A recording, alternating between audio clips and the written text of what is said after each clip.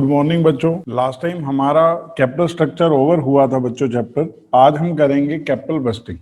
पहले मीनिंग सीख लेते हैं कि कैपिटल बस्टिंग होती क्या है, और उसके जस्ट आगे बच्चों हम लोग सीखना चाहेंगे इसके मेथड्स, जिसके थ्रू प्रैक्टिकल क्वेश्चंस होंगे। तो पहले बच्चों कैपिटल बस्टिंग का मीनिंग लिखते हैं। क्या होता है कैपिटल बस्टिंग? अगर मैं ये कह दूं कि decision regarding long term investment, तो वो गलत नहीं होगा। लेकिन हम एक बार प्रॉपर मीनिंग पढ़ना चाहेंगे कि क्या होता है कैपिटल बस्टिंग का मीनिंग। तो बच्चों डिस्कस करते हैं हम लोग। कैपिटल बस्टिंग का मतलब पता है क्या होता है बच्चों? कि जैसे आपके पास पैसे हैं, सोर्स ऑफ फाइनेंस आपका चाहे डेट है चाहे इक्विटी है, जो हमने कैपिटल स्ट्रक्चर में पढ़ा है कि आपका कैपिटल स्ट्रक्चर कैसा मर्जी है। अब जो पैसा आया है उसकी कॉस्ट है, जिसको कीओ कहते हैं। आप कहीं पर भी पैसा इन्वेस्ट करने लगेंगे तो आप पहले ये देखेंगे कि क्या हमारी कॉस्ट कवर हो रही है। बच्चों आप ऐसे समझो कि मैंने ना पैसे ब्याज पे ले रखे अपने बिजनेस में लगाने के लिए। तो मेरा कंसर्न क्या है, मैं जब भी बिजनेस में जहां पर भी लगा रहा हूं तो मैं ये सोचकर दे चल रहा हूं कि क्या मेरा ब्याज के बराबर पूरा हो रहा है या नहीं।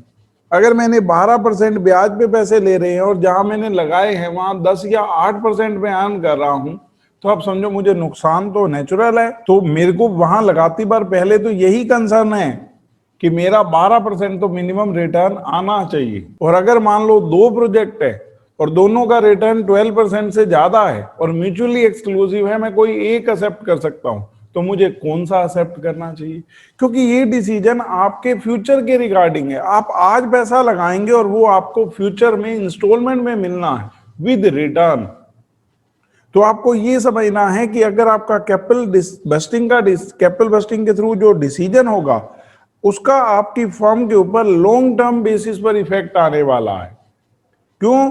क्योंकि आपका प्रोजेक्ट लंबे टाइम तक चलेगा। तो अगर आपने गलत डिसीजन ले लिया तो आपको नुकसान भी ज्यादा होगा और वो होगा भी लंबे टाइम तक। तो हम एक बार मीनिंग लिखते हैं इसका क्या होता है बच्चों, फिर मुझे आपको सिखाने हैं technique, method of capital budgeting कि क्या क्या टेक्निक है इसकी। कैपिटल बस्टिंग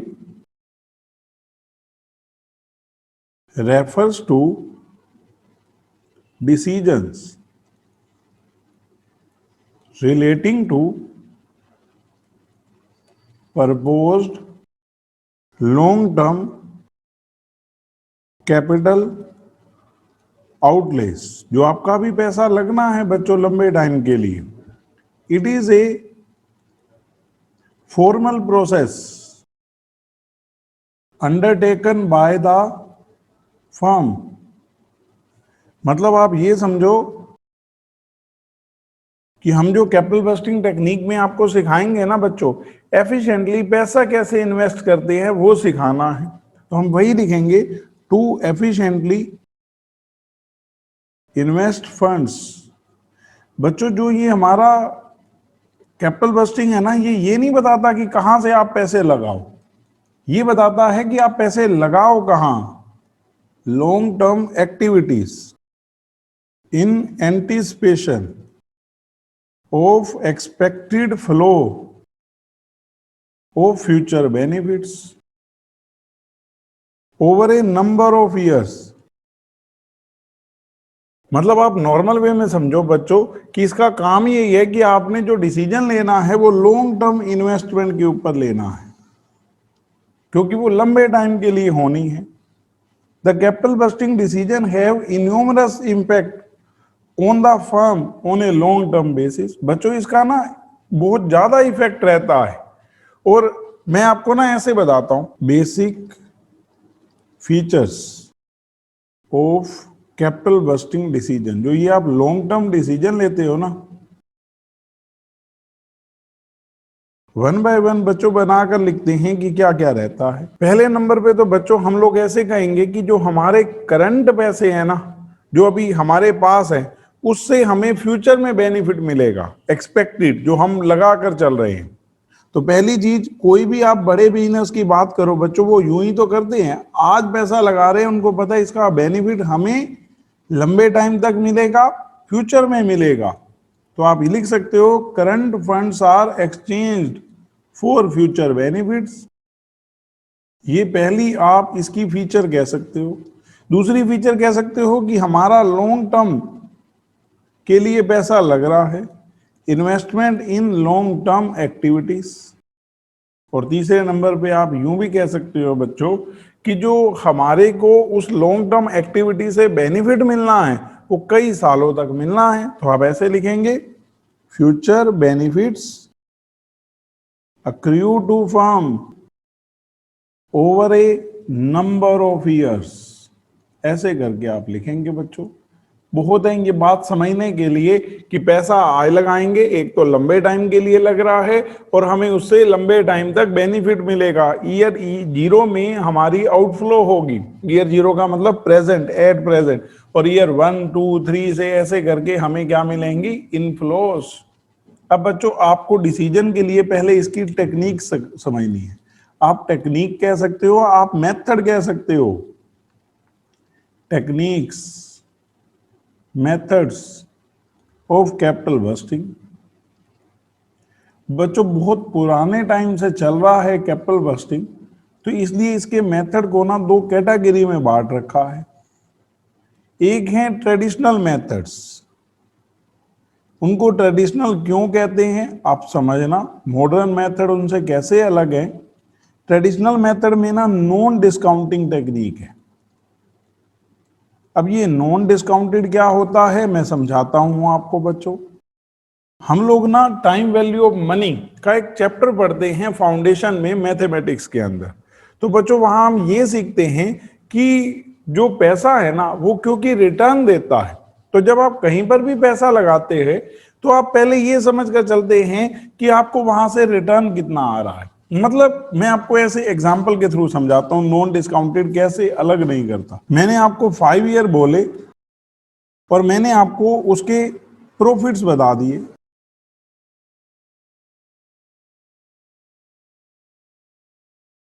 मैंने कहा यहां पर अगर देखें तो टोटल प्रॉफिट कितने हुए हैं, 18,80,000। बच्चों अगर यहां पर एवरेज कोई करने के लिए कहे तो आप कहोगे इसको 5 से डिवाइड कर दो। हमने इसको 5 से डिवाइड किया, ये 3,76,000 एवरेज प्रॉफिट आ गया। तो टोटल थे, ये एवरेज प्रॉफिट्स आ गए। अब बच्चों मेरी बात सुनना ध्यान से, अगर ये प्रॉफिट रिवर्स होते, रिवर्स का मतलब ये इसके साथ रिवर्स होता, ये इसके साथ रिवर्स होता, पहले साल 8 लाख, फिर 5 लाख, फिर 3 लाख, फिर 1,80,000, फिर 1 लाख, तो मैं कहता कि एवरेज प्रॉफिट, आप कहते वो तो सेम, एक ही तो बात है। लेकिन बच्चों ऐसे थोड़ा है। अगर मैं आपको कहूं कि मेरे पास से आपने 3 लाख लेने हैं, 1 साल बाद ले लो चाहे 5वें साल, एक ही बात है। तो आप कहोगे एक बात कैसे है, अगर आप 1 साल बाद देंगे तो 4 साल का मैं उसके ऊपर रिटर्न कमा सकता हूं। यहां देखो ना बच्चों, 1 लाख की जगह 8 लाख आए, 7 लाख एक्स्ट्रा आए, तो 7 लाख के ऊपर आप 4 साल का रिटर्न नहीं कमाएंगे। तो वो एक जैसे नहीं है। लेकिन पुरानी टेक्निक में डिस्काउंटिंग कंसीडर ही नहीं होती थी, टाइम वैल्यू ऑफ मनी को टोटली इग्नोर कर दिया जाता था, इसलिए उनको ट्रेडिशनल मेथड कहते हैं। दूसरे हैं बच्चों हमारे मॉडर्न मेथड, जिसको मैं कह सकता हूं डिस्काउंटेड टेक्निक्स। तो मैं पहले आपको बता दूं बच्चों, इसके अंदर हम 2 पढ़ने वाले हैं और इसके अंदर 6। पूरा कैपिटल बस्टिंग इन मेथड के साथ कवर अप है। तो हम पहले 2 मेथड की बात करते हैं ट्रेडिशनल। तो उसमें सबसे पहला जो मेथड है बच्चों, उसको हम बोलते हैं एवरेज रेट ऑफ रिटर्न। आप इसको अकाउंटिंग रेट ऑफ रिटर्न भी कह सकते हैं, एवरेज रेट ऑफ रिटर्न। तो मैं आपको इसके बारे में डिटेल करता हूं कि कैसे बताता है हमारा एवरेज रेट ऑफ रिटर्न। तो बच्चों एक बार एवरेज रेट ऑफ रिटर्न कहो, अकाउंटिंग रेट ऑफ रिटर्न कहो, मेथड को समझना कैसे बताता है। ये कहता है कि आप रिटर्न कैलकुलेट करना चाहते हैं तो 2 अप्रोचेस बनी बच्चों। पहली इनिशियल इन्वेस्टमेंट अप्रोच, कि जैसे बच्चों मेरे किसी प्रोजेक्ट में 10 लाख रुपीस लगे और मेरे से कोई पूछे कि अगर आपको यहां पर ARR कैलकुलेट करना हो तो कैसे कैलकुलेट करोगे, मैं कहूंगा बिल्कुल सिंपल, आप सबसे पहले एवरेज प्रॉफिट्स कैलकुलेट करो। यहां पर टोटल प्रॉफिट्स डिवाइड में नंबर ऑफ ईयर होता है।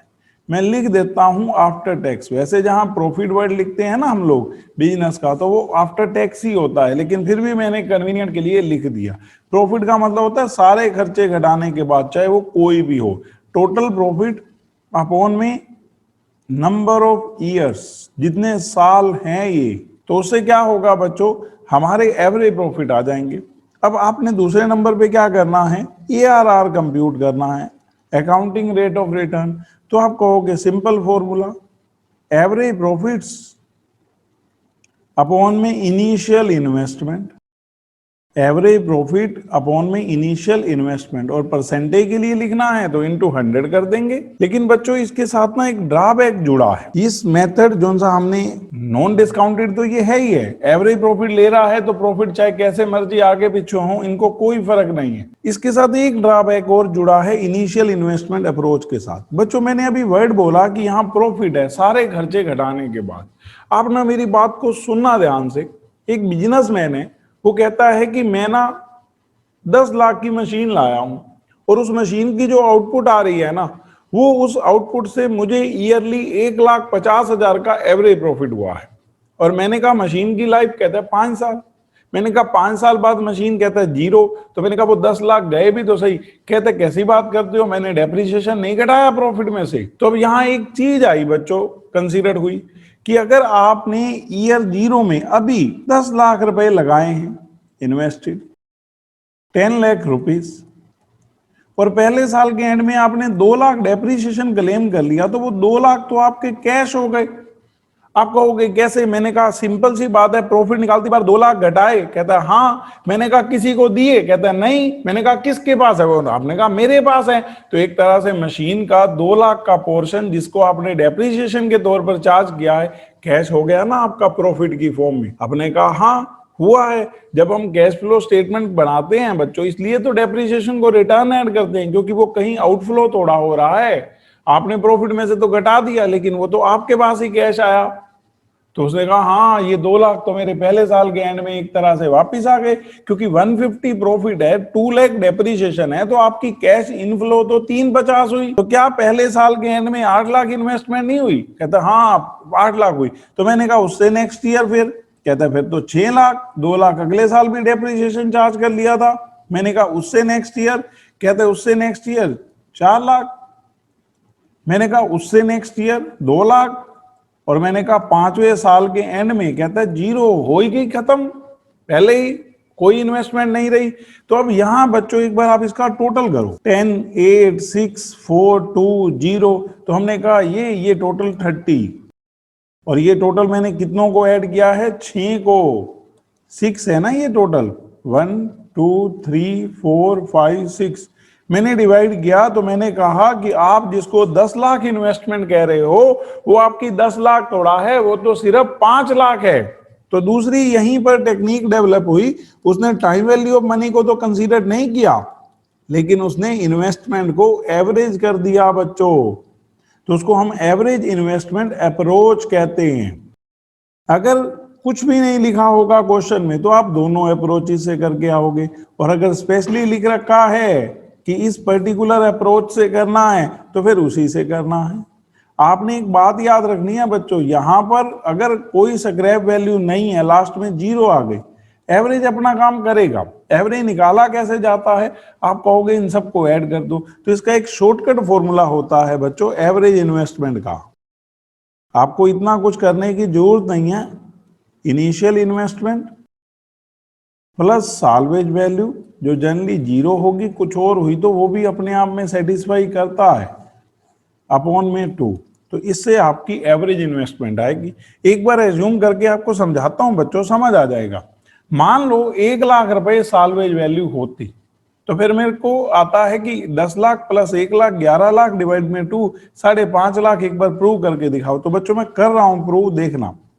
मैंने यहां लिखा ईयर 0, यहां पर लिखा इन्वेस्टेड। मैंने उस जगह पर 10 लाख रुपीस इन्वेस्टमेंट की है ईयर 0 में।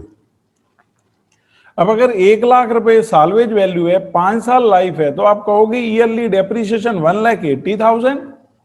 तो पहले साल के एंड में अगर 180 डेप्रिसिएशन हट गया, तो अब आपके कितने रुपए आउटफ्लो में रह गए, कितने रुपए आपके इन्वेस्टेड रह गए? आपने कहा 8,20। उसके बाद हम बात करें तो 6,40, फिर 4,60,000, 2,80,000, फिर 81, फिर लगा 1 लाख रुपए। अब मैं आपसे कहता हूं कि इन 6 का टोटल करो, तो आपने जस्ट इनका टोटल किया बच्चों 33 लाख। 33 लाख को 6 से करो डिवाइड, तो आप कहोगे 550। और अगर मैं वैसे करता 10 लाख प्लस 1 लाख डिवाइड में 2, तो बच्चों वही 550 ही आना था। तो मतलब फॉर्मूला अपना काम करेगा, आपका काम है सिर्फ फॉर्मूले को याद रखना। इनिशियल इन्वेस्टमेंट में तो कोई बच्चों दिक्कत ही नहीं है। एवरेज इन्वेस्टमेंट कैसे निकाला करेंगे, किसी भी क्वेश्चन में होगी तो आप कहोगे initial investment plus salvage value divide में 2। एक बार क्वेश्चन के थ्रू बच्चों सीखते हैं। क्वेश्चन नंबर फर्स्ट ARR का है बच्चों।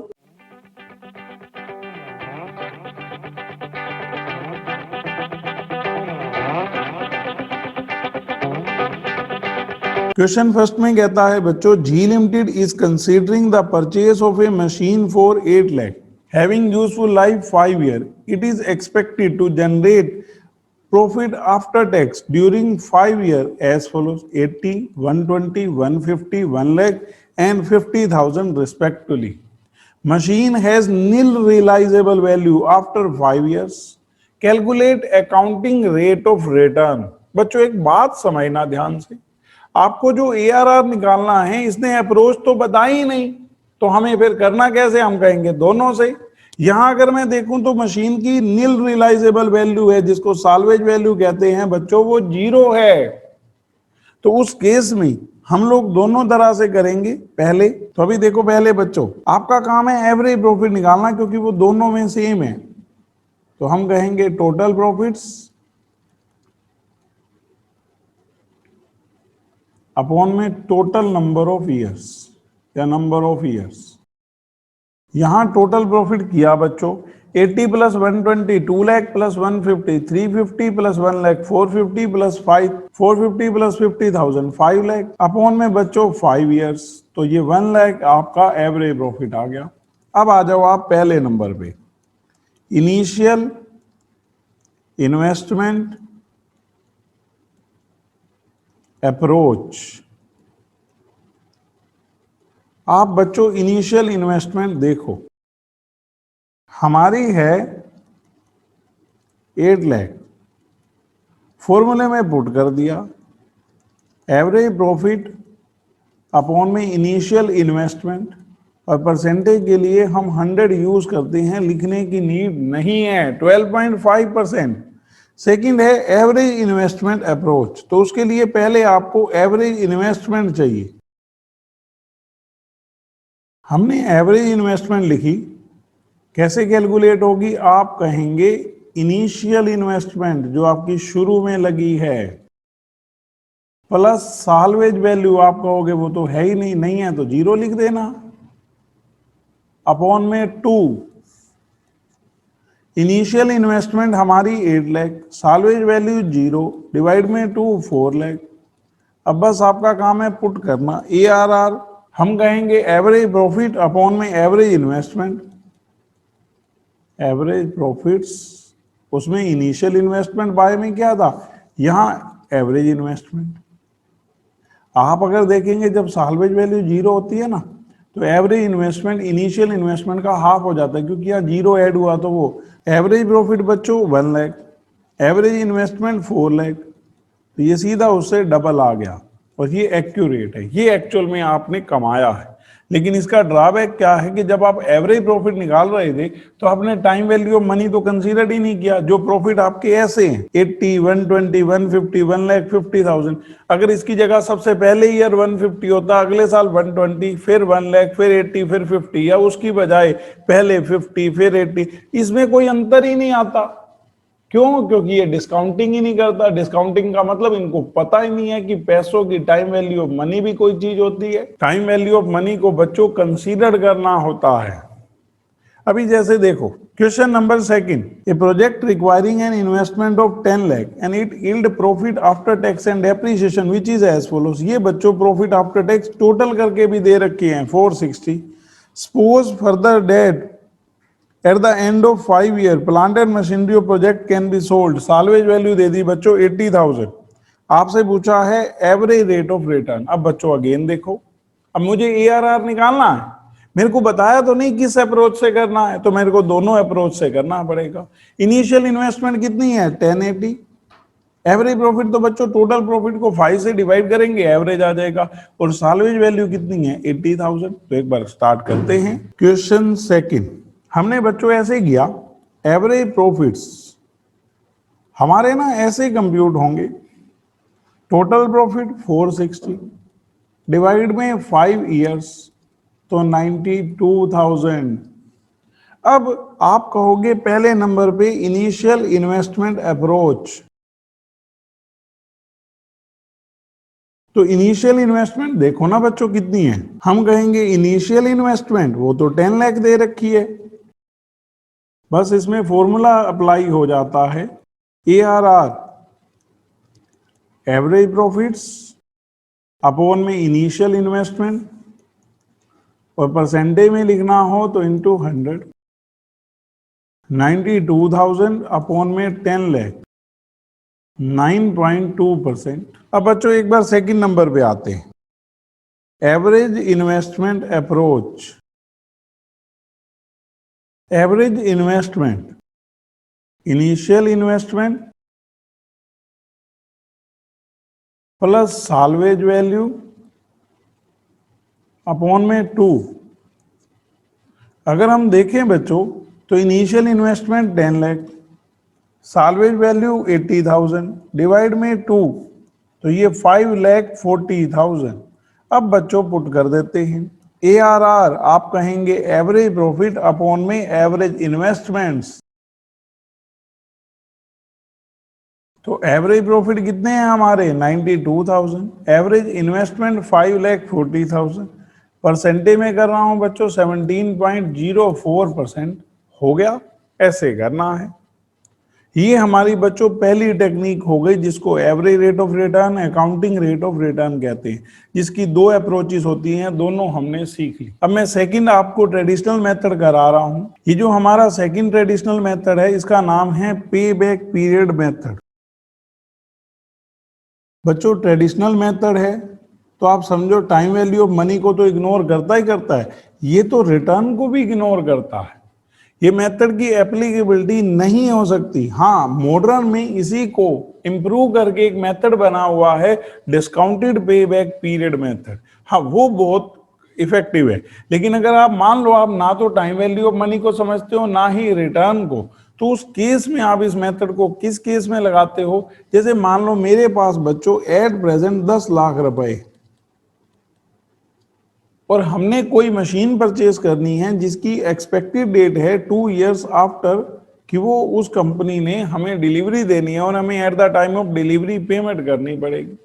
तो मतलब हमारे पास 10 लाख आज ही हैं, लेकिन 2 साल बाद हमें चाहिए, तो 2 साल के लिए हमारे पास पैसे फ्री हैं।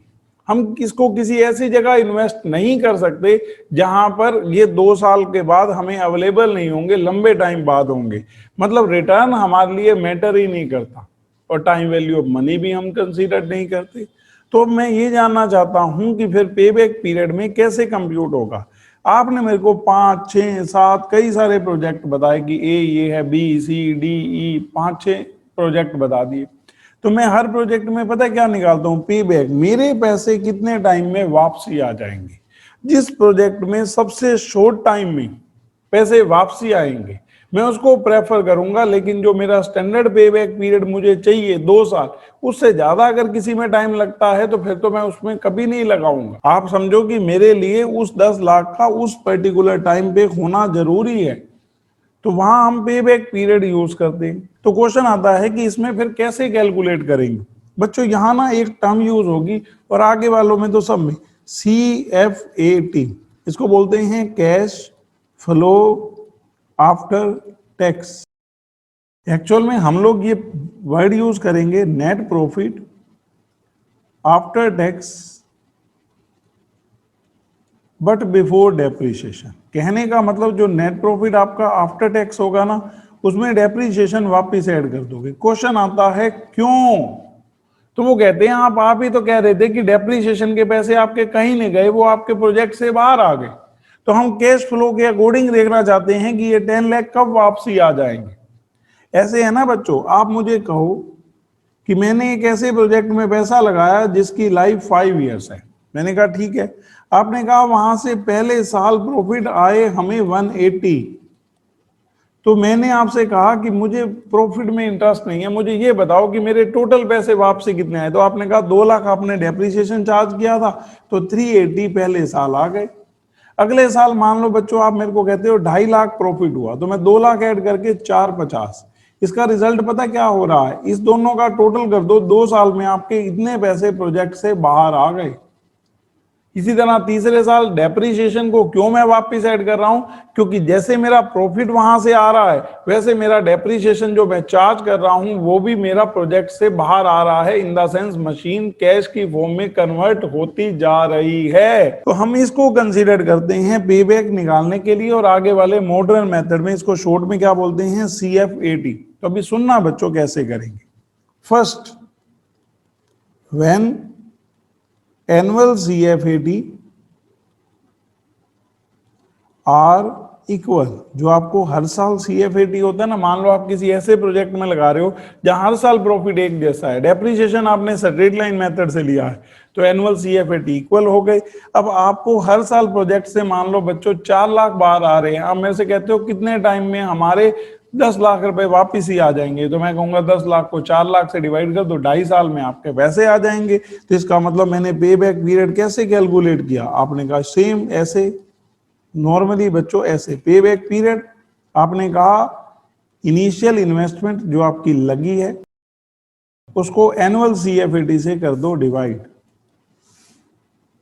तो आपका पे बैक पीरियड आ जाएगा अगर ये इक्वल हुए। लेकिन जैसे अभी हमने यहां माना था कि इक्वल नहीं थे और आप मेरे को कहते हो 10 लाख रुपए कितने टाइम में वापस आएंगे, तो मैं कहूंगा उसको ऐड करके चेक करना पड़ेगा। तो उसमें बच्चों सेम इसी तरह से करते हैं। तो मैं अभी लिखता हूं, when annual CFAT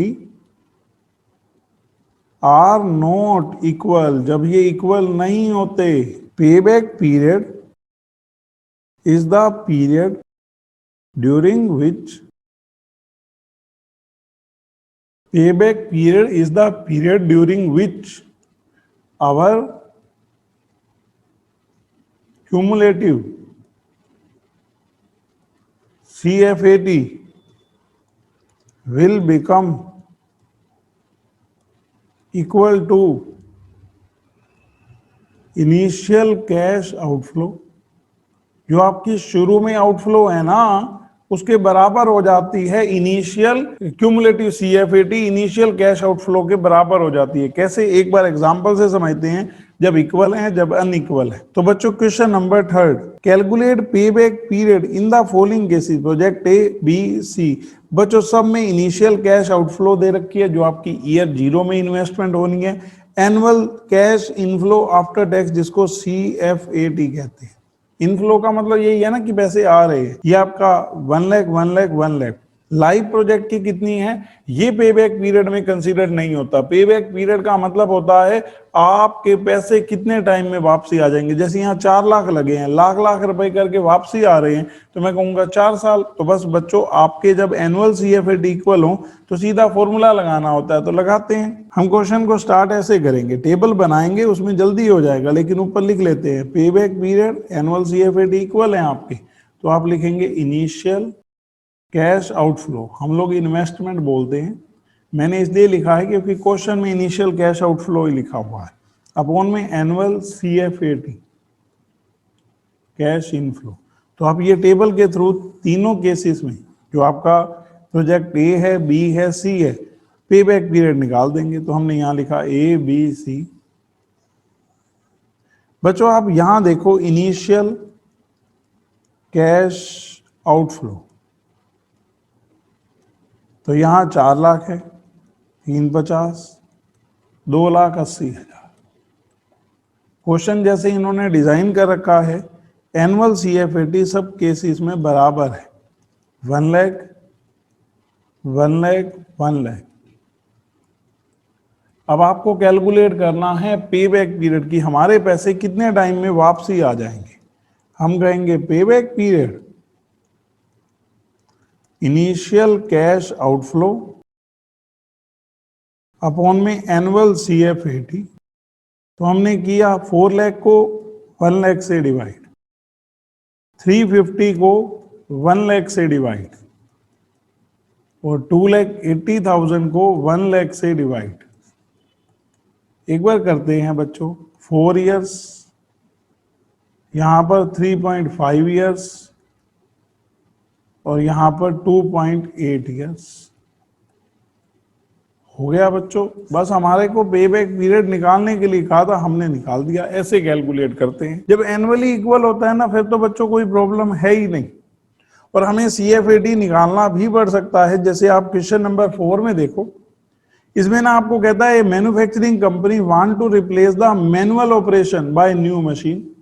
There are two alternative models of X and Y of new machine using payback period suggest the most profitable investment। Payback period तो बच्चों जिसका payback period कम होगा उसी को beneficial कहेगा, क्योंकि ये रिटर्न तो कंसीडर ही नहीं करता। ये मानो अभी क्वेश्चन में टैक्स है ही नहीं। अभी देखना बच्चों कैसे करेंगे। ओरिजिनल इन्वेस्टमेंट ये रही, estimated life of the machine ये गिवन है, इसका हमें यूज नहीं है। एस्टिमेटेड सेविंग इन स्क्रैप, बच्चों मशीन से काम होगा तो वेस्टेज कम होगी, तो स्क्रैप में सेविंग है 500। सेविंग इन वेजेस 6,000, क्योंकि मैनुअल की जगह मशीन, लेकिन मशीन की मेंटेनेंस सुपरविजन उस पर खर्चे आएंगे। तो ये जो ऊपर वाली दोनों टोटल है ना सेविंग, उसमें से ये खर्चे घटा दो, टैक्स कुछ है नहीं, तो आपकी सीधा सीधा क्या आ जाएगा CFAT। आप कहोगे सर इसमें डेप्रिसिएशन तो वापस ऐड किया ही नहीं। जब बच्चों मैंने घटाया ही नहीं तो वो ऑटोमेटिकली ऐड के बराबर है। मतलब आप समझो ना, 6,500 मुझे उस मशीन के कारण बच रहे हैं और 2,000 रुपए उस मशीन के कारण मेरा पेमेंट जा रही है, खर्चा हो रहा है। तो जब मैं उसको घटाने के बाद डेप्रिसिएशन लेस ही नहीं कर रहा कि जो मेरा मशीन के कारण डेप्रिसिएशन लगेगा, तो वो ऑटोमेटिकली CFAT ही तो आया। मैंने क्यों नहीं किया? क्योंकि टैक्स तो था नहीं। अदरवाइज पहले डेप्रिसिएशन घटाओ, फिर टैक्स घटाओ, फिर डेप्रिसिएशन वापस ऐड करो, वो अभी आगे वाले क्वेश्चनों में आएगा। क्योंकि आप देखो ना, मैंने टर्म क्या लिखी, मैंने लिखा net profit after tax but before depreciation. उसका मतलब यही होता है कि पहले डेप्रिसिएशन घटाओ फिर टैक्स घटाओ, क्योंकि टैक्स प्रॉफिट बिफोर टैक्स पे लगना है ना, और वो profit before tax before after depreciation होता है। तो आप क्या करते हो, पहले डेप्रिसिएशन घटा दो, आ गया प्रॉफिट आफ्टर टैक्स, उसमें डेप्रिसिएशन वापस ऐड कर दो। लेकिन अगर टैक्स ही नहीं है तो ना हमें डेप्रिसिएशन घटाना है ना वापस ऐड करना है। तो एक बार करके दिखाता हूं बच्चों। क्वेश्चन नंबर 4, अगर आपकी 2 मशीन है ना तो हमारा एक साथ काम चल जाएगा। पे बैक पीरियड लगाना है तो हम यहाँ कर लेते हैं। आप ना पहले बच्चों इनकम स्टेटमेंट बनाकर ये कैलकुलेट करो कि एनुअली हमारे को उनसे CFAT कितना आ रहा है, क्योंकि उसने पर एनम साथ साथ लिखा है। तो मैंने यहां लिखी इनकम स्टेट। 2 मशीन है बच्चों, मशीन X और मशीन Y। हमने यहां किया estimated saving in scrap 500 800, estimated savings in wages 6,000 8,000। ये तो आपकी टोटल सेविंग हो रही है पर एनम। यहां पर एनम लिख ही देते हैं बच्चों, बार बार नहीं लिखना पड़ेगा। इसमें से लेस कर दो एडिशनल कॉस्ट ऑफ मेंटेनेंस, ये 6,500, ये 8,800, मेंटेनेंस की कॉस्ट 800 1,000। इसके अलावा बच्चों एडिशनल कॉस्ट ऑफ सुपरविजन, और कुछ है नहीं, ये आपकी CFAT आ गई पर एनम। पहले वाली मशीन के केस में 4,500, दूसरे वाली मशीन के केस में 6,000। अब आपकी जो शुरू में आप यहीं कर सकते हैं इसको, ये एक पार्ट हो गया। आप यूं देखो बच्चों कि ओरिजिनल इन्वेस्टमेंट कितनी है, जिसको इनिशियल इन्वेस्टमेंट कहते हैं। हम कहेंगे पहले में 9,000, दूसरे में 18,000। अब बच्चों आपको करना क्या है, आप लिखेंगे पे बैक पीरियड,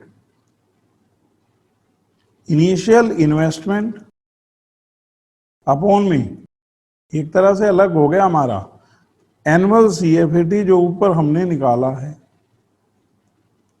तो यहां 9,000 डिवाइड में 4,500, यहां पर 18,000 डिवाइड में 6,000। तो ये बच्चों 2 इयर्स हो गया, ये 3 इयर्स हो गया। इसने पूछा था कौन सी प्रॉफिटेबल है, तो हम पे बैक पीरियड के अकॉर्डिंग तो जिसका पे बैक पीरियड कम होगा तो हम कहेंगे comment machine x is most profitable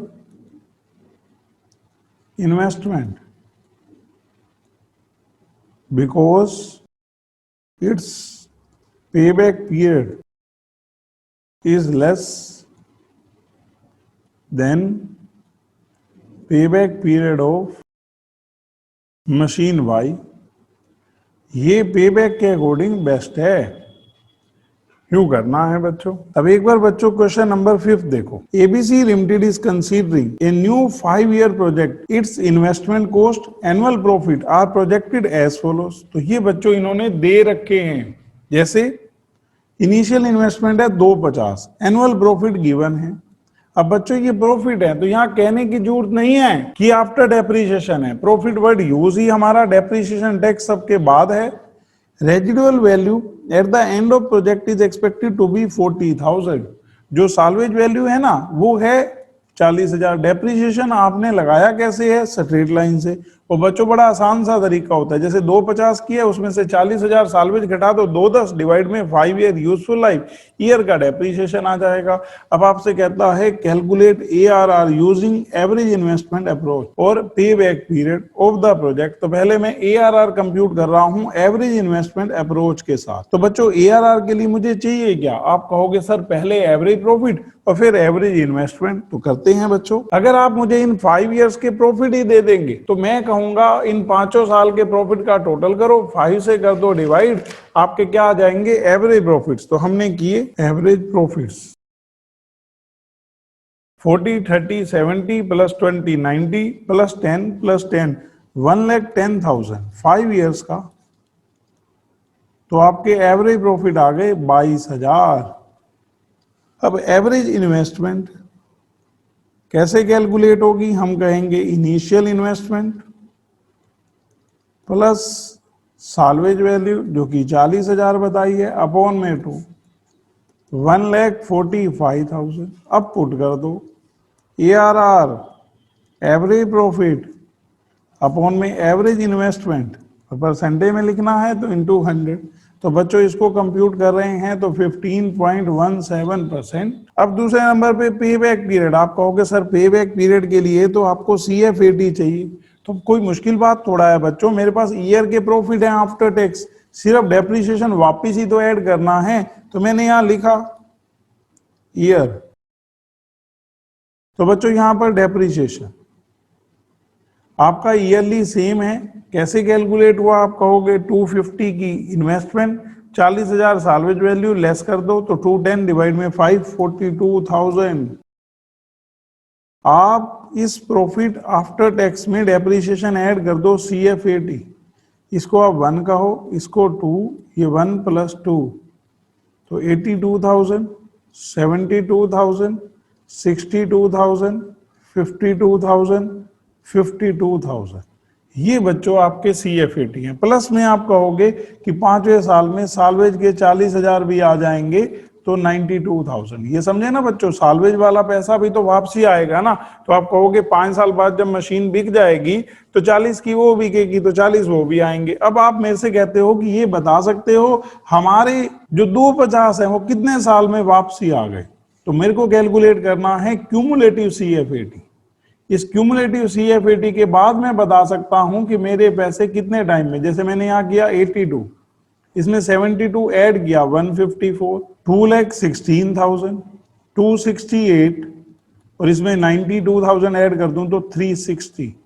ये बच्चों पैसे वापसी आ रहे हैं। आपके लगे कितने हुए हैं? 250। आप कहोगे ये 3 से 4 साल में हमारे पैसे पूरे हो गए। तो मैंने कहा फिर बताओ ना कितना एग्जैक्ट ईयर। तो आपने कहा एग्जैक्ट तो नहीं, हमें कैलकुलेट करना पड़ेगा फॉर्मूले से। तो कैसे कैलकुलेट होगा बच्चों? 3 साल में कितने पैसे आ गए? आप कहोगे 2,16,000। कितने रह गए? 34,000। 250 चाहिए ना।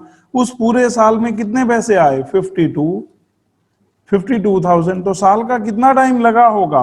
तो आप कहोगे 34 डिवाइड में 52 पॉइंट में ईयर आ रहे हैं तो ये बच्चों हमारा आ रहा है 3.65 ईयर्स। भाई 3 साल और आप 0.65 ईयर्स और लगेंगे।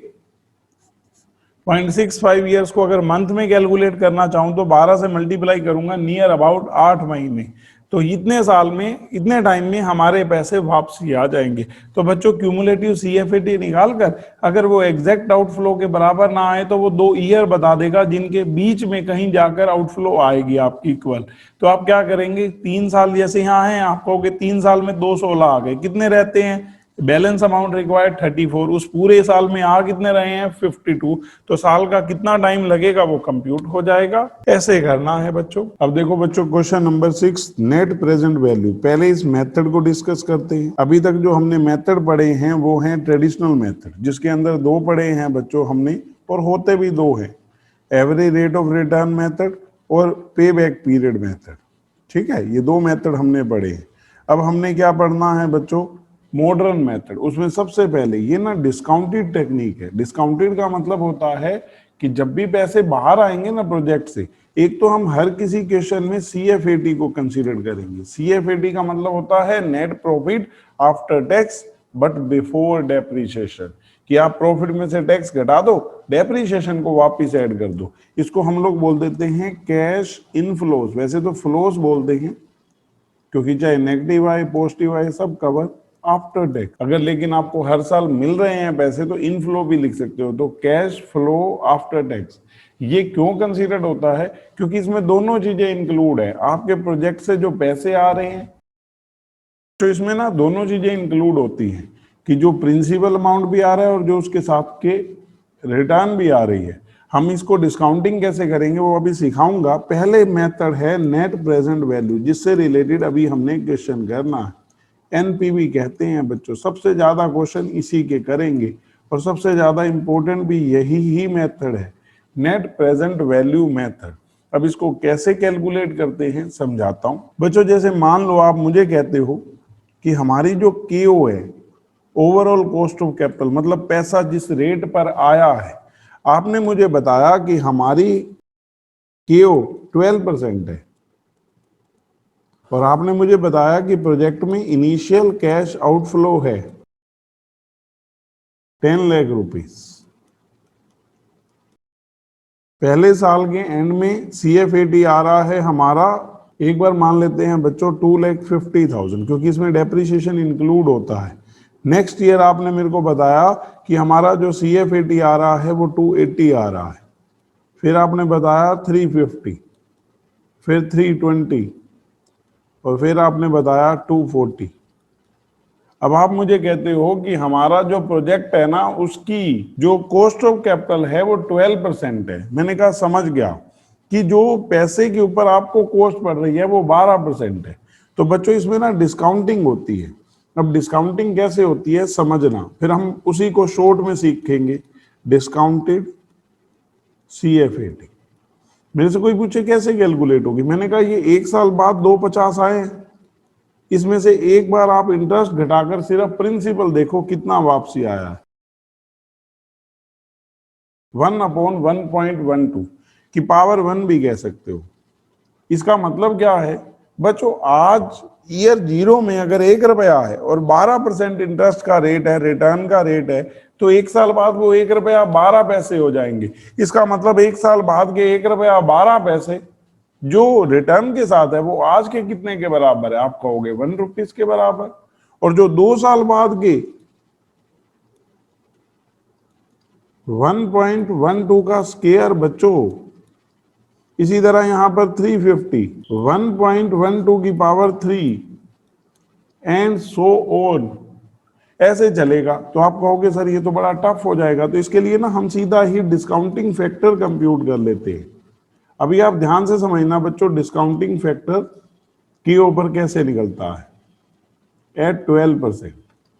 आप कहोगे पहले में 1.12 की पावर 1, दूसरे में 1.12 की पावर 2, तीसरे में 1.12 की पावर 3।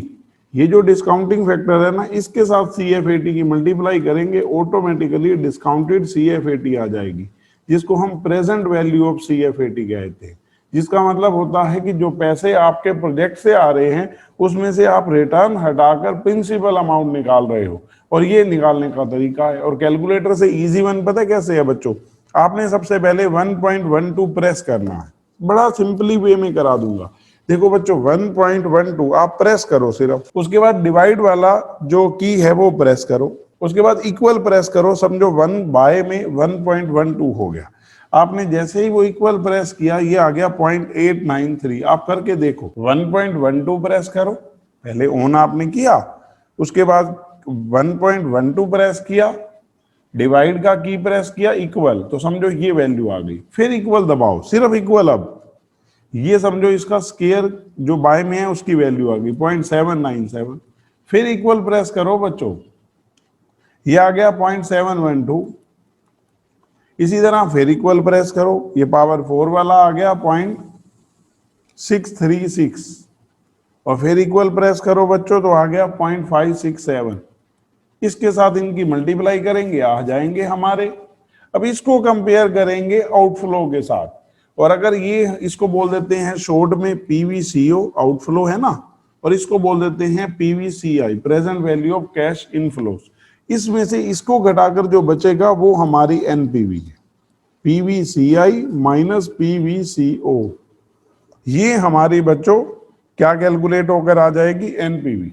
इसको एनपीवी क्यों कहते हैं, आपने प्रेजेंट वैल्यू निकाल ली रिटर्न को अलग करके, आउटफ्लो तो है ही प्रेजेंट वैल्यू, तो अब आप ये देखते हो कि प्रोजेक्ट 12% रिटर्न हटाने के बाद कितना और एक्स्ट्रा दे रहा है, वो प्रोजेक्ट की नेट प्रेजेंट वैल्यू है। उस प्रोजेक्ट ने आपके 12% कॉस्ट को कवर करने के बाद आपको कितने एक्स्ट्रा पैसे दिए प्रेजेंट वैल्यू की फॉर्म में, तो वो आपकी क्या होती है बच्चों, नेट प्रेजेंट वैल्यू। जैसे एक बार मैं मानता हूं, मुझे टोटल नहीं करना, मैंने तो इमेजिनरी क्वेश्चन लिया है, एक बार मानता हूं ये 1050 है और ये 10 लाख है, तो ये 50,000 हो गई नेट प्रेजेंट वैल्यू। कोई पूछे मतलब, मैं कहूंगा देखो मैंने 10 लाख लगाए, मेरे को 1050 के ऊपर 12% रिटर्न मिला है, मतलब प्रेजेंट वैल्यू की टर्म में मेरे 50,000 रुपए प्रोजेक्ट एक्स्ट्रा दे रहा है।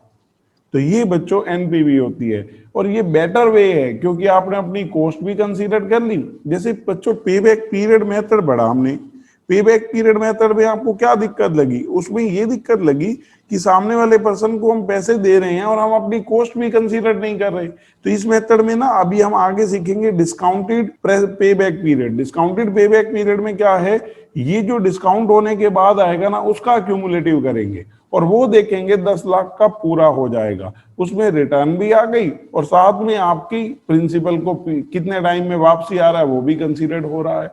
तो वो मेथड क्या है, मॉडर्न टेक्निक बोली जाती है। क्यों, क्योंकि हम उसमें टाइम वैल्यू ऑफ मनी को कंसीडर कर रहे हैं, अपनी कॉस्ट ऑफ कैपिटल को कंसीडर कर रहे हैं। पैसा रिवर्स ऑर्डर में आएगा तो उसका सेम आंसर नहीं आएगा, वो चेंज हो जाएगा। जैसे देखो करते हैं, सबसे पहले देखो बच्चों क्वेश्चन 6 पढ़ते हैं, क्या है, हमें कहता है compute the net present value for a project with net investment of 1 lakh. तो शुरू में आपकी कितनी इन्वेस्टमेंट लगेगी, 1 lakh. Net cash flow year 1 is 55,000, for year 2 80,000, for year 3 15,000। Further companies cost of capital कितनी है, 10%। बच्चों ये जो इसने प्रेजेंट वैल्यू आपको इंटरेस्ट फैक्टर निकाल कर दे रखा है ना, एट द रेट ऑफ 10%, ये आप अपने आप करना। इवन आप एक बार कैलकुलेटर पे 1.10 प्रेस करो, फिर डिवाइड वाली की प्रेस करो, उसके बाद इक्वल वाली की प्रेस करो, फर्स्ट आ जाएगा, फिर इक्वल करोगे सेकंड आ जाएगा, और फिर इक्वल करोगे थर्ड आ जाएगा। 3 साल का ही प्रोजेक्ट है। मैं अभी इसकी एनपीवी निकालता हूं, आपको समझ आ जाएगा बच्चों नेट प्रेजेंट वैल्यू कैसे आता है। सबसे पहले हमने लिखा बच्चों इनिशियल कैश आउटफ्लो, ये है हमारा 1 लाख। अब इसके बाद आ जाते हैं हम बच्चों इनफ्लो पर। तो हमने यहां लिखा year CFAT discounting factor at 10% और PV ऑफ CFAT, जिसको आप present value of cash inflow कह सकते हैं। हर एक क्वेश्चन में सेम करेंगे। आप इसके लिए ब्रैकेट भी यूज कर सकते हैं, वैसे मैंने आउटफ्लो वर्ड लिखा है। आउटफ्लो का मतलब जो आपकी जेब से लगे और इनफ्लो का मतलब जो आए हैं। तो हमने यहां लिखा बच्चों 1 2 3। तो अगर हम यहां बात करें तो पहले साल इनफ्लो बता रहा है वो 55,000, सेकेंड ईयर में 80,000, थर्ड ईयर में 15,000। डिस्काउंटिंग फैक्टर है 10%, 0.909, 0.826, 0.751। इसके साथ इसकी मल्टीप्लाई कर रहे हैं बच्चों। पहला आ रहा है बच्चों 49995, 66,080, 11,265। बच्चों इसका टोटल किया 1,27,340। बस बच्चों अब एनपीवी निकालते हैं। 1,27,340 minus 1,27,340, that is your present value. ऐसे करनी है बच्चों, और हर एक क्वेश्चन में यूं ही प्रेजेंट वैल्यू कंप्यूट करते हैं। इसने पूछा था आपसे कि आप इस प्रोजेक्ट की नेट प्रेजेंट वैल्यू कंप्यूट कर दो, तो हमने कर दी कंप्यूट बच्चों। अगर ऐसे केस में कोई डिसीजन लेने के लिए कहे ना, तो आप कहेंगे एनपीवी पॉजिटिव है इसलिए प्रोजेक्ट एक्सेप्ट कर लिया जाना चाहिए। अगर एनपीवी 0 हो ना तो भी एक्सेप्ट कर लेते हैं, क्योंकि प्रोजेक्ट ने 10% तो रिटर्न दी ही दी है। नेट प्रेजेंट वैल्यू में कितने एक्स्ट्रा दिए हैं वो और आ जाते हैं। अगर हमारी कॉस्ट भी पूरी हो रही है तो बच्चों कॉस्ट ही तो हमें कमानी है, एक्स्ट्रा जितना कमाएंगे वो ठीक है। तो प्रोजेक्ट की अगर एक्सेप्टेंस की बात करें और एक से ज्यादा प्रोजेक्ट हो, तो जिस प्रोजेक्ट की एनपीवी ज्यादा होगी हम उस प्रोजेक्ट को एक्सेप्ट करेंगे। ये फर्स्ट मेथड है हमारा डिस्काउंटेड जो टेक्निक्स है, और मॉडर्न मेथड कहते हैं, और वो बेस्ट बोला जाता है। बेस्ट क्यों है अभी बाकी मेथड कर लें, फिर कंपेयर करके समझा दूंगा बच्चों। आप एक बार 7th क्वेश्चन देखो। 4 प्रोजेक्ट दे दिए हैं और इनफ्लोस दे दी हैं, तो कैसे कंप्यूट करेंगे। ABC Limited is a small company that is currently analyzing capital expenditure proposal for the purchase of equipment. Company uses net present value technique to evaluate projects. The initial investment and projected net cash flow for each project are shown below. The cost of capital of ABC Limited is 12%. जो discounting factor आएगा बच्चों वो 12% पे आएगा।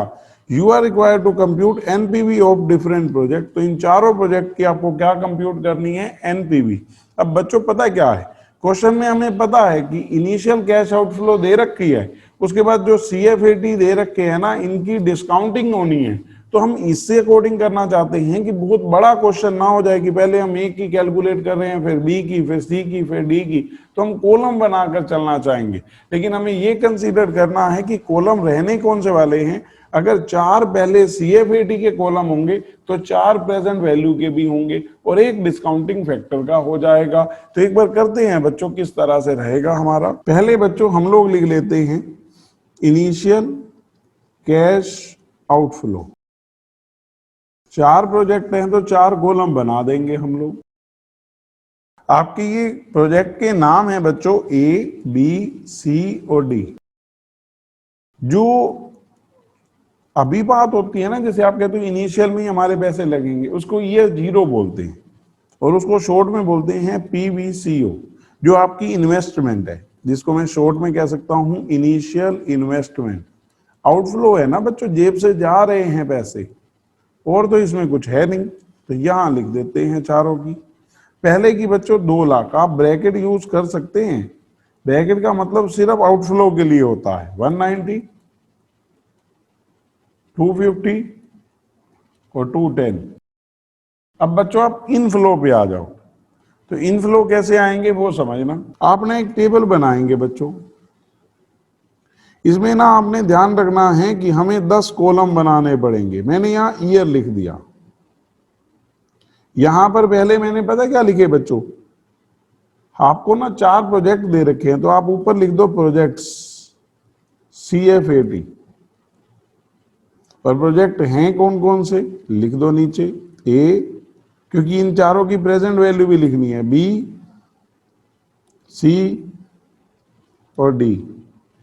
आ गई बच्चों यहां पर। इसके बाद लिखो डिस्काउंटिंग फैक्टर एट 12%। इसके बाद प्रेजेंट वैल्यू ऑफ CFAT।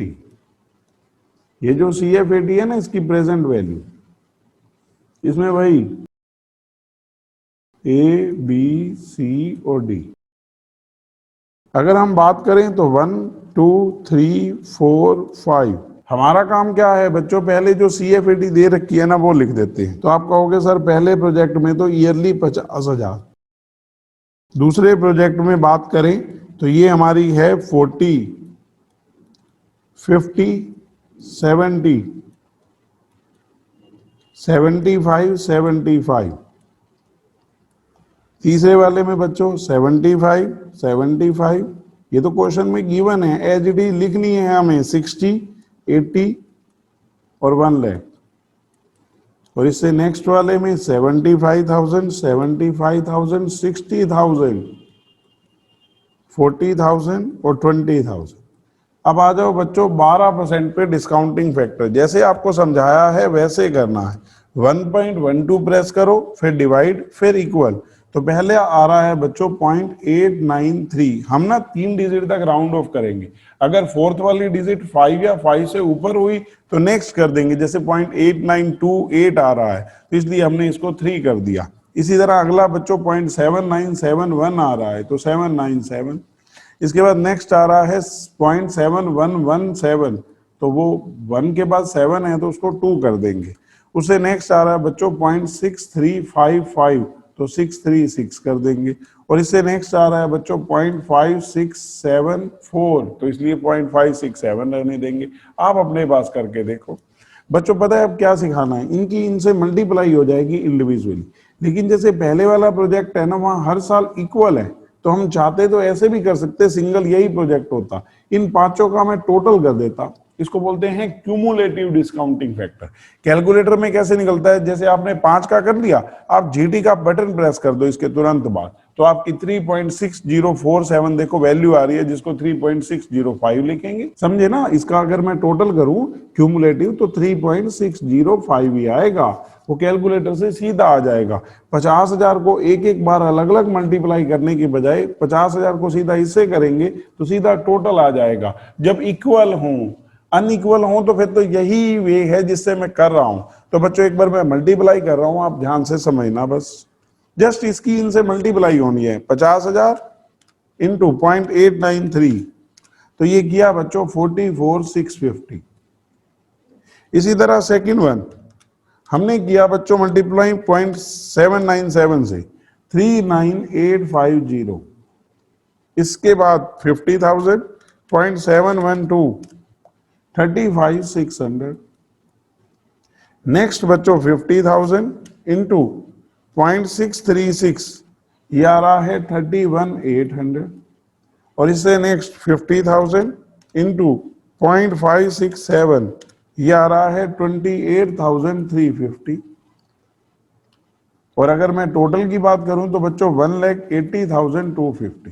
तो ऐसे करके एक बार सबका कर लेते हैं। जस्ट बच्चों जिस CFAT के सामने जो डिस्काउंटिंग फैक्टर है मल्टीप्लाई करके प्रेजेंट वैल्यू निकाल रहे हैं, तो आप करो अपने पास, मैं यहां से करके लिख रहा हूं। ये बच्चों आ गए हमारे present value of cash inflow. अब NPV के लिए क्या करना है, हम लोग ना बच्चों शॉर्ट में सीधा कर सकते हैं, इसको यहाँ ना क्लोज नहीं करते हम। जैसे देखो इसमें से आउटफ्लो घटा देते हैं, PVCI है माइनस PVCO, सबकी हमने ऊपर लिख रखी है। जैसे फर्स्ट वाले प्रोजेक्ट की हमने ऊपर लिखी है 2 लाख, सेकंड वाले प्रोजेक्ट की 190, थर्ड वाले की 250 और फोर्थ वाले की 210। बच्चों बस लेस कर दो, पॉजिटिव है नेगेटिव है वो कोई प्रॉब्लम नहीं, आपका काम सिर्फ NPV निकालना है। तो हम कैलकुलेट कर रहे हैं, तो हमने यहाँ किया बच्चों NPV, इसका मतलब यही है इसमें से इसको आप लेस कर रहे हो, तो ये माइनस का आ गया 19,750। जिसका माइनस का आता है उस प्रोजेक्ट को हम रिजेक्ट कर देते हैं। Second one is 25,635, third one is 27,050 और फोर्थ वन इज 3,750। ऐसे करना है बच्चों, आराम से देखो बच्चों। अब बच्चों इसी में ना सेकंड मेथड आ जाता है, that is called profitability index. आप समझना क्या है ये मेथड, ये NPV के बाद टेक्निक डेवलप हुई थी, प्रॉफिटेबिलिटी इंडेक्स मेथड। इसको एक और नाम से भी बोल देते हैं benefit cost ratio. Main familiar नाम ये है, इसको शॉर्ट में PI मेथड बोलते हैं बच्चों। एक बार आप ध्यान देना बच्चों कैसे रहेगा। जो हमारा प्रॉफिटेबिलिटी इंडेक्स है ना पीआई, इसको हम ऐसे कैलकुलेट करते हैं, पीवीसीआई अपॉन में पीवीसीओ। जैसे यहाँ लेस करते हैं ना, यहाँ डिवाइड करते हैं। मतलब आप कहेंगे चेंज क्या हो रहा है बच्चों, जैसे ये आपका अमाउंट में आ रहा है, वो आपका एक तरह की रेशियो टाइप आ जाएगा। अगर वो 1 या 1 से ज्यादा है तो वो इंडिकेट करता है कि पीवीसीआई ज्यादा है, जैसे 1.2 आ गया, 1.3 आ गया। लेकिन अगर ये 1 से कम है तो इसका मतलब पीवीसीआई कम है, पीवीसीओ ज्यादा है, तो उस प्रोजेक्ट को हम एक्सेप्ट नहीं करते। लेकिन अभी भी समझ नहीं आया कि मतलब क्या है। जैसे मतलब मान लो, जैसे मैं यहाँ बता रहा था ना आपको प्रोजेक्ट में, कि आपका अगर ये 27,340 आया, या फिर यहाँ पर 1050 माइनस ये 50,000 एनपीवी आया, तो मेरे से कोई पूछे आप क्लियर करो हुआ क्या, मैं कहूंगा प्रोजेक्ट ने आपको 12% रिटर्न भी दिया है, और नेट प्रेजेंट वैल्यू मतलब आज की फॉर्म में अगर आपके 10 लाख लगे हैं तो 1050 के ऊपर आपको रिटर्न मिली है। 50,000 आप कह सकते हो प्रेजेंट वैल्यू की फॉर्म में आपको ज्यादा मिले हैं। और इसको अगर मैं ऐसे कहूं, 1050 डिवाइड में 10 लाख, जिसको आप पीआई बोलते हैं 1.05, तो इसका मतलब होता है 1 रुपया लगाकर आपको प्रोजेक्ट 1 रुपया 5 पैसे वापस देगा। अगर आप इसको मतलब उस वे में बोलना चाहते हैं, 1 लगाकर कितने वापसी मिलेंगे, 1.05, 12% इंटरेस्ट रेट के साथ, मतलब इस अमाउंट के साथ जो रिटर्न है। तो हमने डिस्काउंटेड तो पहले ही कर दिया। तो क्वेश्चन आता है कि फिर ये दोनों में से बेनिफिशियल कौन सा है। बच्चों मैं ना आपको कंपैरिजन करके दिखाता हूँ पीआई और एनपीवी का, और उसके बाद हम लोग डिसीजन लेना चाहेंगे। लेकिन उससे पहले मैं ना 1-2 क्वेश्चन पहले कराना चाहता हूँ, क्योंकि हमें पहले पीआई निकालना तो आए, उसके बाद फिर हम उसको कंपेयर करेंगे कि एनपीवी और पीआई में से कौन सा बेटर है किस सिचुएशन में। क्योंकि पीआई मेथड बच्चों बाद में डेवलप हुआ, पहले एनपीवी था। तो कंपैरिजन तो बनता ही है कि क्यों आया, दोनों की दोनों डिस्काउंटिंग टेक्निक है, और जो भी टेक्निक होंगी ना सबको कंपेयर करेंगे जैसे जैसे बढ़ते जाएंगे उनको। तो पहले क्वेश्चन नंबर 8 करा रहा हूं बच्चों, पीआई और एनपीवी दोनों का है, आपको सिर्फ कंप्यूट करनी है। हमें कहता है the initial outflow of project is 1 lakh, तो ईयर 0 में कितने रुपीस लग रहे हैं, 1 lakh. It generate cash inflows 50, 40, 30, 20 in 4 years of the lifespan. Cost of capital कितनी है, 10%। तो आपको एनपीवी निकालनी है, पीआई कैलकुलेट करनी है। तो अभी करते हैं। सबसे पहले इनिशियल कैश आउटफ्लो, जो शुरू में आपकी इन्वेस्टमेंट होनी है बच्चों, वो कितनी है, 1 लाख। अब यहां पर 1, 2, 3, 4 CF80, यहां अगर हम बात करें तो 50, 40, 30 और 20 डिस्काउंटिंग फैक्टर। बच्चों अगर हम देखें तो ये है, पहला कर रहा हूं 0.909, दूसरा कर रहा हूं 826, तीसरा 751, चौथा 683। बस बच्चों इसके साथ इसकी मल्टीप्लाई कर देते हैं, पीवी ऑफ CF80 आएगा, जिसको आप शॉर्ट में PVCI कह सकते हैं। तो हमने किया जस्ट मल्टीप्लाई। पहला आ रहा है हमारा 45450, दूसरा बच्चों 33040, तीसरा बच्चों 22530, और फोर्थ 13660। हमने पूरे का टोटल कर दिया बच्चों, यह आ रहा है 1,14,680। बस अब एक बार एनपीवी निकालनी है, तो हमने फॉर्मूला लगाया एनपीवी का, पीवीसीआई माइनस पीवीसीओ। पीवीसीआई है 1,14,680 माइनस 1 लाख, तो आप कहेंगे एनपीवी 14,680। दूसरे नंबर पे अगर हम बात करें तो पीआई, पीवीसीआई अपॉन में पीवीसीओ, तो हमने किया बच्चों 1,14,680 अपॉन में 1 लाख, तो आपकी ये वैल्यू आ रही है 1.1468। हो गया बच्चों क्वेश्चन, हमें कैलकुलेट करना आ गया। अब मैं एक बार कंपैरिजन कराता हूं और आप ध्यान से समझना कि कौन सी टेक्निक बेटर है। First, when funds are limited, जब आपके पास पैसे बच्चों लिमिटेड है, कि आपका जो ऑर्गेनाइजेशन है, जो शेयर कैपिटल आप रेज कर सकते हो, वो फंड लिमिटेड है, तो उस जगह पर आपकी पीआई टेक्निक एज देती है एनपीवी को, उससे मतलब बेटर है। कैसे, देखो, एक प्रोजेक्ट की प्रेजेंट आउटफ्लो, ये मैं ऐसे मान लेता हूं ए और बी, जो आउटफ्लो है इस प्रोजेक्ट की है मान लेते हैं 10 लाख और इस प्रोजेक्ट की 50 लाख, मतलब उससे 5 टाइम्स है प्रोजेक्ट।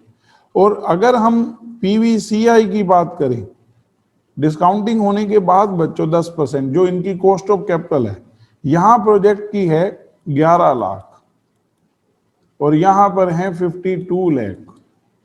हमने पहले एनपीवी कैलकुलेट की, इसने कहा पीवीसीआई माइनस पीवीसीओ, हमने बच्चों कंप्यूट किया 1 लाख पॉजिटिव आ गया और यहां पर 2 लाख,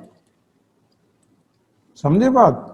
और फिर पीआई कैलकुलेट किया, ये कह रहा है पीवीसीआई अपॉन में पीवीसीओ, हमने कर दिया डिवाइड इसको इससे 1.10 और यहां जब डिवाइड किया ना तो बच्चों 1.04।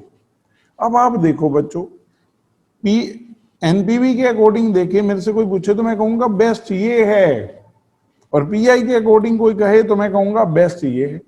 क्वेश्चन आता है क्यों? देखो बच्चों, यहां पर आप 10 लाख लगाकर प्रेजेंट वैल्यू में 11 लाख आ रहे हैं, तो कितने रुपीस आपके एक्स्ट्रा आ रहे हैं? 1 लाख रुपए। मतलब आप कहते हो 10 लाख लगाए, 10% मान लेते हैं कॉस्ट ऑफ कैपिटल है, तो आपने कहा हमने 11 लाख के ऊपर थ्रू आउट 10% कमाए हैं, मतलब हमारा प्रेजेंट वैल्यू में 1 लाख रुपए एक्स्ट्रा आया है। और यहां पर 50 लगाकर 52, तो यहां 2 लाख एक्स्ट्रा आए हैं, 50 लाख लगाकर 52 लाख।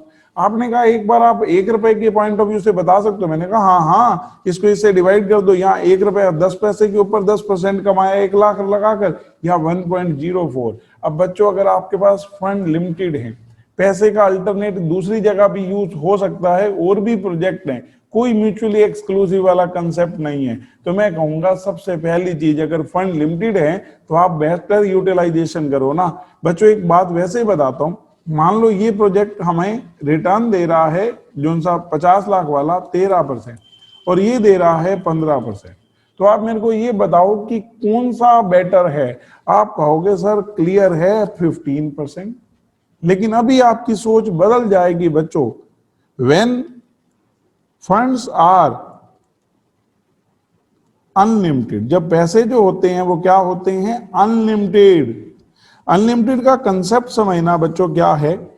अनलिमिटेड का कंसेप्ट है आपका कि मान लो आपके पास पैसे जिस सोर्स से आते हैं, आप कहते हो सर ये दोनों प्रोजेक्ट म्यूचुअली एक्सक्लूसिव है। मैंने कहा ठीक है, म्यूचुअली एक्सक्लूसिव का मतलब आप दोनों को एक साथ नहीं ले सकते, लेकिन आपके पास फंड अनलिमिटेड है। अनलिमिटेड का मतलब आप कहते हो कि यहां पर जो लग रहे हैं उससे मेरे दूसरे प्रोजेक्ट के डिसीजन पे कोई फर्क नहीं पड़ता, क्योंकि हम जब चाहे जितनी मर्जी शेयर कैपिटल रेज कर सकते हैं, हमारी इतनी इमेज है।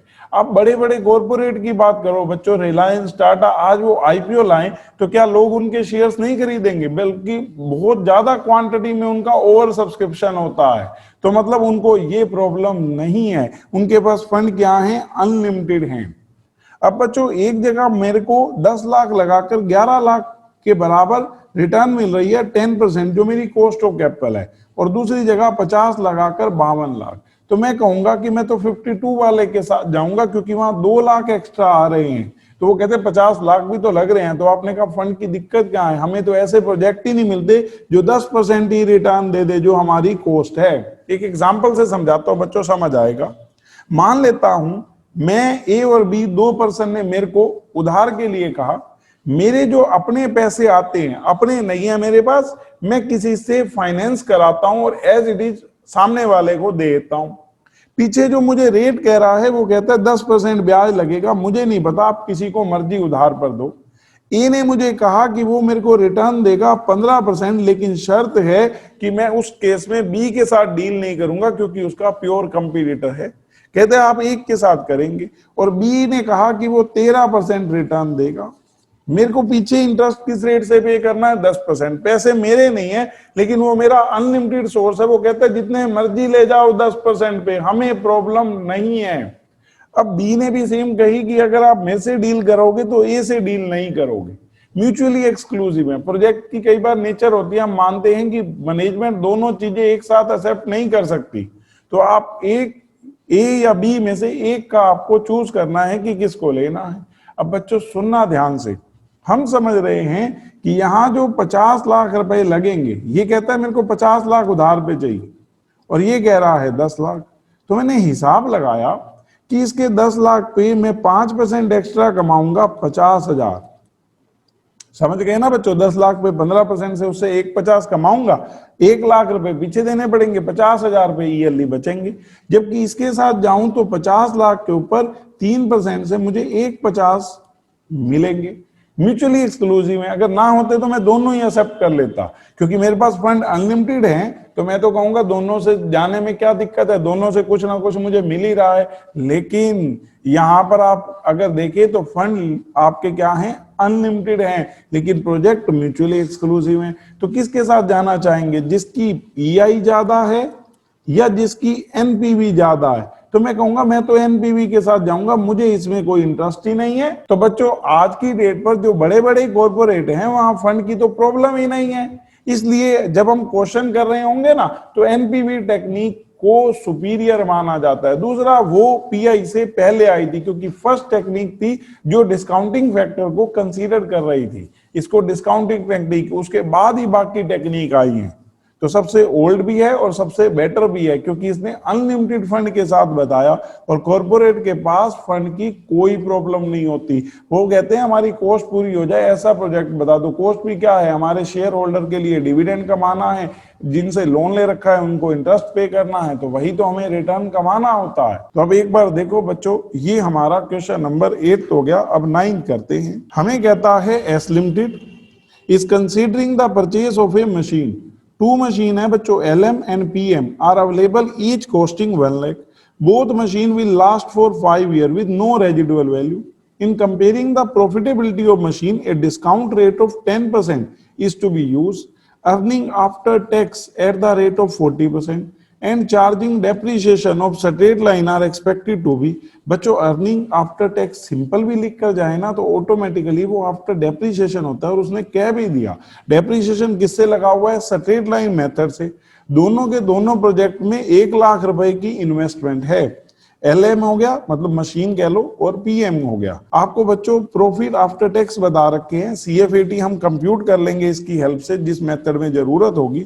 तो आपसे कहता क्या है, सुनना, indicate which machine would be more profitable investment under the various methods of ranking investment proposal. जैसे सबसे पहले की बात करूं तो ARR using initial investment approach, second payback period, third NPV और फोर्थ प्रॉफिटेबिलिटी इंडेक्स। तो हमारे फोर्थ मेथड जो अभी तक हमने डिस्कस किए हैं, चारों से करना है क्वेश्चन को। सिर्फ ARR में एवरेज प्रॉफिट चाहिए, ये प्रॉफिट ही दे रखे, और बाकी सब में CFAT चाहिए। तो CFAT के लिए आप करने क्या वाले हैं, आप कहेंगे जो प्रॉफिट आफ्टर टैक्स है ना ईयरली, उसमें एनुअल डेप्रीशिएशन ऐड कर देंगे, तो हमारे CFAT आ जाएंगे।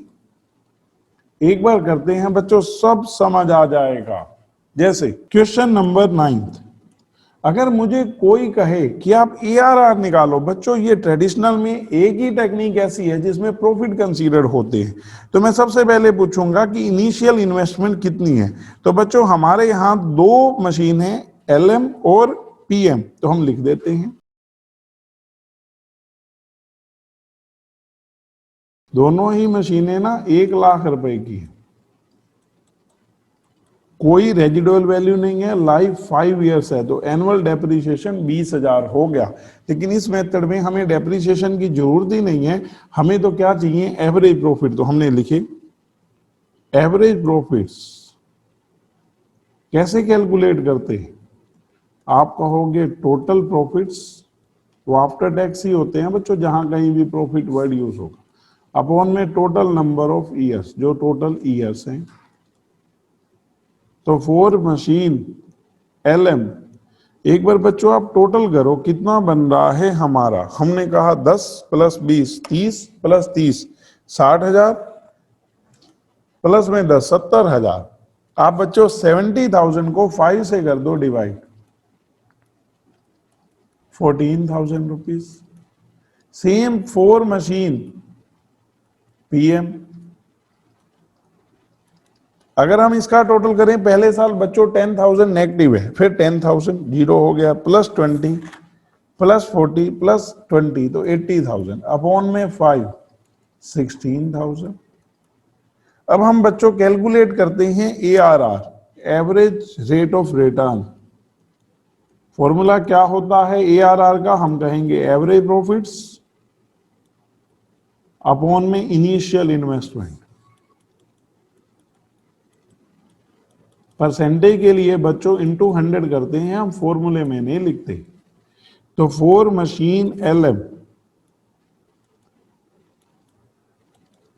अगर मशीन LM की बात करूं बच्चों, तो यहां 14,000 एवरेज प्रॉफिट है 1 लाख रुपए की इनिशियल इन्वेस्टमेंट पर 14%। और अगर मैं मशीन PM की बात करूं तो यहां पर बच्चों 16,000 1 लाख की इन्वेस्टमेंट पर 16%। ये हमारा ARR हो गया बच्चों। अब इससे आगे हमें ना क्वेश्चन में दूसरे जो मेथड लगाने और बच्चों रैंक देनी है, तो हम कहेंगे इसके अकॉर्डिंग हम कहेंगे कि कौन सी मशीन को प्रेफर करो आप जिसकी ARR ज्यादा है, तो हम कहेंगे वी शुड परचेस, आप मशीन PM को परचेस करो क्योंकि उसके ऊपर ज्यादा मिल रहा है। ये तो हो गया बच्चों पहला। सब में इनिशियल इन्वेस्टमेंट तो सेम रहेगी, जिसको हम लोग अब बोल देंगे इनिशियल कैश आउटफ्लो। लेकिन आपने पता क्या ध्यान रखना है बच्चों, जो हमारे मेथड है हम उसको ना एक साथ यूज कर लेंगे थर्ड फोर्थ को। तो हमने यहां यूज किया ऐसे, एक ही टेबल आपको हेल्प कर देगी। अभी तो मैं पहले आउटफ्लो लिख रहा हूं इनफ्लो के लिए। आपने ना बच्चों यहां पर लिख देना है इनिशियल कैश आउटफ्लो, जिसको ना हम लोग बोलते हैं year 0 present value of cash outflow, जिसमें आप कॉस्ट ऑफ मशीन की बात करेंगे, जो मशीन है आपकी। तो वो कॉस्ट ऑफ मशीन दोनों केसेस में 1 लाख ही है। ये LM और ये PM। अब आ जाओ बच्चों सेकंड वन। अगर हम बात करें तो CF80, अब जो CF80 है ना हमारी, उसके बेसिस पर तीनों मेथड चलने हैं। पे बैक में आपको पे बैक पीरियड कंप्यूट करती बार डिस्काउंट नहीं करना, लेकिन क्योंकि हर साल अनइक्वल आ रहे हैं दिख रहे हैं CF80, तो उसका क्यूमुलेटिव चाहिए। तो एक ही टेबल से बच्चों कैसे करेंगे ध्यान देना। ईयर, आप उसके बाद अपनी लिखेंगे मशीन्स। हमने बच्चों इनर कॉलम में ही टोटल कर लेने हैं। जैसे देखो 1 2 3 4 5, आप यहां लिखना चाहें तो पहले केस में लिख सकते हैं। डेप्रीशिएशन ना ईयरली 20,000 है, क्योंकि 1 लाख की मशीन बच्चों 0 रेजिडुअल वैल्यू है और 5 साल लाइफ है। तो एक बार 20,000 वापिस ऐड करो तो आप कहोगे सर 10 + 20 30,000। इसी तरह से सारे ऐड होने। तो यहां पर करूं तो 40, यहां पर 50, में सब में 20 वापिस ऐड कर रहा हूं डेप्रीशिएशन के। यहां 20 ऐड किए ये 10 आ गया, 20 ऐड किए 30 आ गया, इसमें 20 ऐड किया 40 आ गया। इसी तरह से बच्चों आगे वालों में 20 ऐड किए, यहां 30, यहां 20, यहां 20 ऐड किया 60 और यहां 40। एक तो आपको क्या चाहिए, आप कहते हो क्यूमुलेटिव CF80। क्यों? पे बैक पीरियड निकालना है तो निकाल देते हैं क्यूमुलेटिव CF80। हमने बच्चों किया LM और PM। क्यूमुलेटिव में कुछ ज्यादा नहीं बच्चों, ऐड करते जाना है। जैसे 30 + 40 70 + 50 120 + 30 150 + 20 170। यहां पर भी ऐसे ही ऐड करो 10 + 30 40 + 40 80 + 60 140 + 40 180। Discounting factor at 10%। बच्चों टेबल दे रखी है तो और आसान हो जाता है, सिर्फ वहां से वैल्यू देखकर ही तो लिखनी है। 0.909 0.826 0.751 0.683 और 0.621। अब बस इनकी मल्टीप्लाई करके PV ऑफ CF80 कैलकुलेट कर लेना है दोनों मशीन का। फिर हमारे लिए कुछ भी कैलकुलेट करना मुश्किल नहीं है, क्योंकि हमारे पास सब आ गया। तो हमने यहां किया बच्चों LM और पीएम, जस्ट ये जैसे है ना 30 इंटू 0.909 ऐसे करके मल्टीप्लाई करना है, तो करते हैं बच्चों। जस्ट 30,000 इंटू 0.909, ये आ गया बच्चों 27270। Second one 40,000 into 0.826, 33,040। Third one 50,000 into 0.751, 37,550। Fourth one 30,000 into 0.683, 20,490। और इससे नेक्स्ट है बच्चों 20,000 इंटू 0.621, ये आ गया बच्चों 12,420। अभी बच्चों इसका टोटल कर देते हैं, ये हमारा आ रहा है 130770। इसी तरह से बच्चों इसका कैलकुलेट कर लेते हैं। हमने किया पीएम का 10,000 इंटू 0.909, 30,000 इंटू 0.826, 24,780, 40,000 इंटू 0.751, 30,040, 60,000 इंटू 0.683, 40,980। और इसके अलावा बच्चों 40,000 इंटू 0.621, 24,840। अब बच्चों इसका टोटल कर देते हैं, तो ये हमारा टोटल आ रहा है 129,730। ये बच्चों आ गए हमारे। अब इसके बेसिस पर कंप्यूटेशन होगी हमारी। तो हमने क्या किया, सबसे पहले आपने कहा पे बैक पीरियड बताओ, मैंने कहा पे बैक पीरियड, मैं कहूंगा पे बैक पीरियड में ना आप ये देखो कि क्यूमुलेटिव जो आपका CFAT है कब आपका 1 लाख आ गया। आपने कहा ये दोनों ईयर्स के बीच में 70 और 20 के बीच में ही तो 1 लाख हुआ, तो 70,000 कितने साल में पूरे हो गए। आपने कहा वो तो 2 साल में, तो मशीन LM 2 साल तो लगे, प्लस कितने और चाहिए 30,000 1 लाख पूरे करने के लिए, और उस पूरे ईयर में आए कितने हैं 50, तो ईयर का 0.6, तो देखो बच्चों 2.60 ईयर्स। इसी तरह से मशीन PM को लेते हैं। अगर मशीन PM को देखें तो यहां पर इन दोनों ईयर्स के बीच में, तो हम कहेंगे 3 ईयर्स में 80,000 आ गए, कितने और चाहिए 20,000, ईयर में आ कितने रहे हैं 60,000, तो 3.33 ईयर्स ये हो गया पहले नंबर पे पे बैक पीरियड। अब ये दोनों चीजें हैं, इनसे NPV और PI तो आसानी से आ जाएंगे, हमने किया।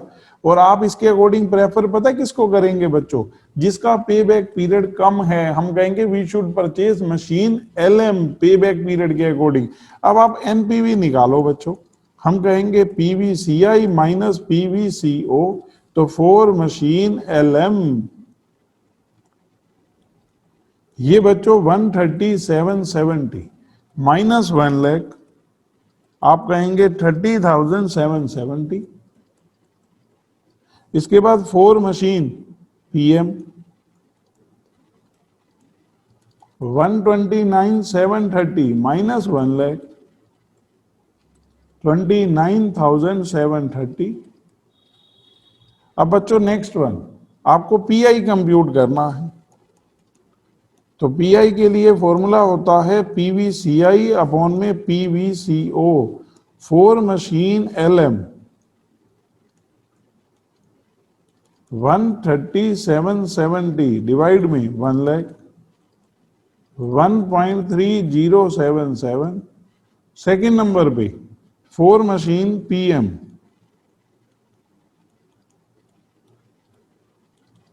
129,730 अपॉन में 1 लाख 1.2973। अगर बच्चों आउटफ्लो बराबर होगी, जैसे यहाँ 1 लाख है, तो आप समझो कि दोनों NPV और सेम आंसर देंगे। ये भी कहेगी LM परचेस करो, ये भी कहेगी किसको परचेस करो LM। तो बच्चों ये हमें ऐसे कैलकुलेट करना है। इसमें हमने कंसीडर किया है किसको, टाइम वैल्यू ऑफ मनी को, रिटर्न को, जो आपका NPV है PI है। अगर आपके फंड बराबर आउटफ्लो हुआ तो इन दोनों ने सेम रिजल्ट देना है, ये एक दूसरे को कॉन्ट्राडिक्ट करेंगे ही नहीं। तो बच्चों ऐसे करना है। ये हमारा 9th क्वेश्चन हो गया। आपने ना 9 तक ही करने हैं बच्चों क्वेश्चन, नेक्स्ट क्लास में हम 10 से करेंगे।